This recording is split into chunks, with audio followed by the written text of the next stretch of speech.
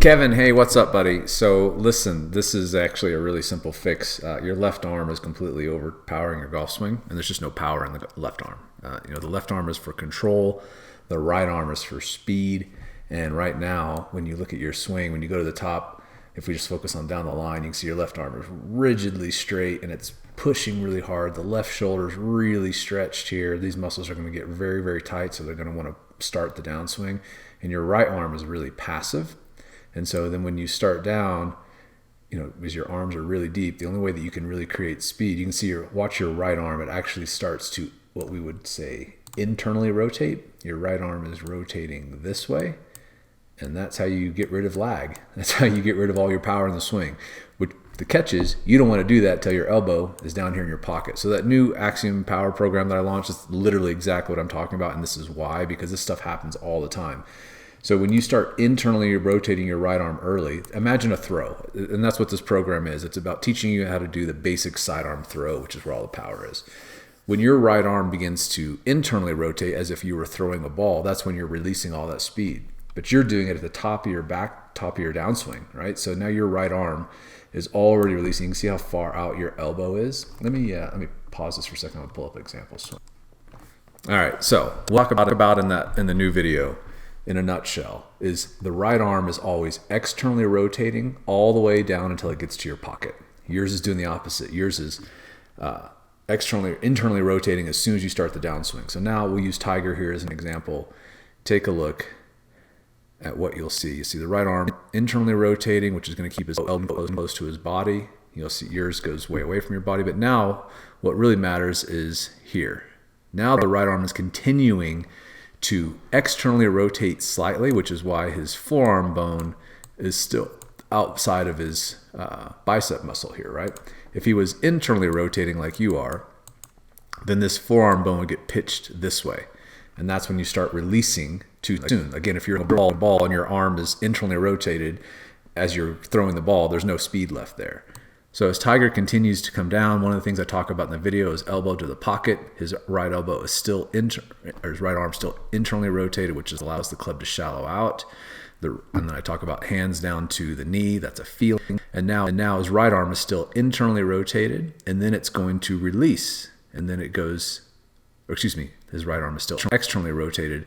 And then as it goes into the release, that's when everything begins to internally rotate. Now, let's take a look at your swing.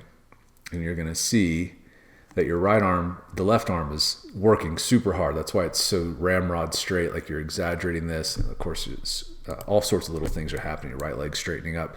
But the main thing, again, is this right arm. Now watch as you start down. Look at your arm. Your forearm is now covering your bicep. We take Tiger back, or any powerful throwing ball striker. Let me erase this chunk here. So now we're just going to move him down to about the same position, and I'll look at the difference in your elbows. You see that? That's why you don't have any power. Your arm is dumping all the speed that you have. This is as soon as you start releasing, which is done when the arm begins to internally rotate.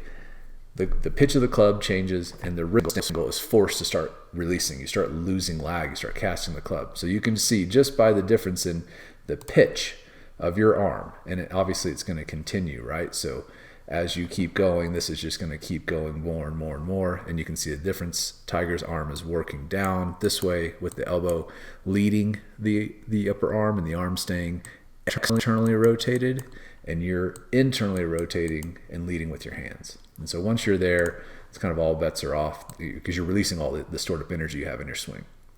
So now as you look at it differently, you'll probably look at your swing very differently. Instead of your elbow leading, you're leading with your hands, which is the typical amateur golfer move kind of thing where you don't really understand where to produce speed, how to throw. So now you start to see, and this should become very obvious, how your elbow is kind of winging out away from your body.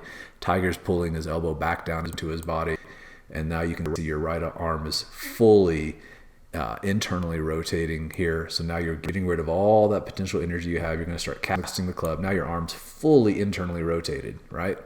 We take Tiger back to the same spot.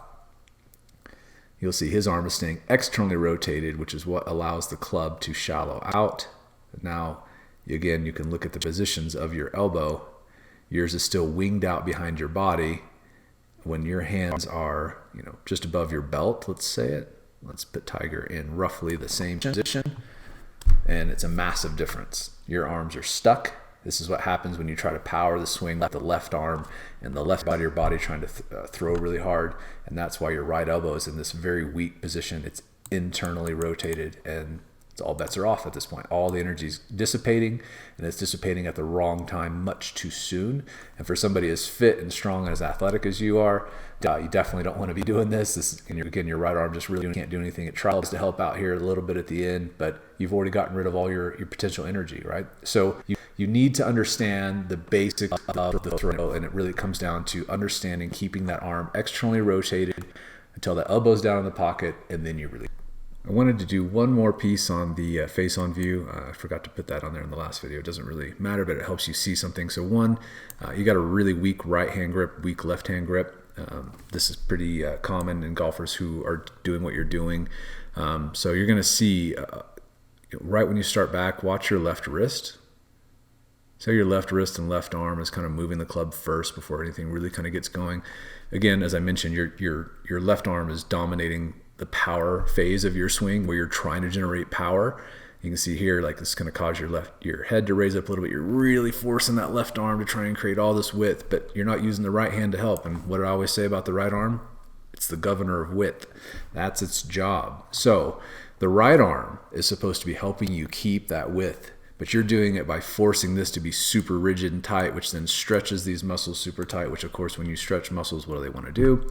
They want to rebound too soon. So that's what's going to happen. You're going to start pulling really hard, that left shoulder's pulling, and then watch as you get into the hitting area, start standing up pretty aggressively because you've got nothing left to hit with. So you're using the legs really well, which is great, but it's so much more efficient to just use your right arm to help throw, to help accelerate. So now, as I talked about that early internal rotation, now it's really easy to see, right? That your arm is rotating, your upper arm is rotating internally too soon. And you can see it's way out away from your body. So your right arm can't do anything to help transmit any energy into the club at this point. So you're going to try to use the right hand, which is where it comes back to that weak right hand grip that I talked about. People who try to push really hard with the right hand tend to have a really weak right hand grip, because it shuts the club face down. That's why Hogan had a really weak right-hand grip. So, you can use your arm a lot better, as I talked about, getting your right elbow to stay externally rotated, your right arm, this part of your arm, to stay externally rotated until the elbow gets down into the hip pocket.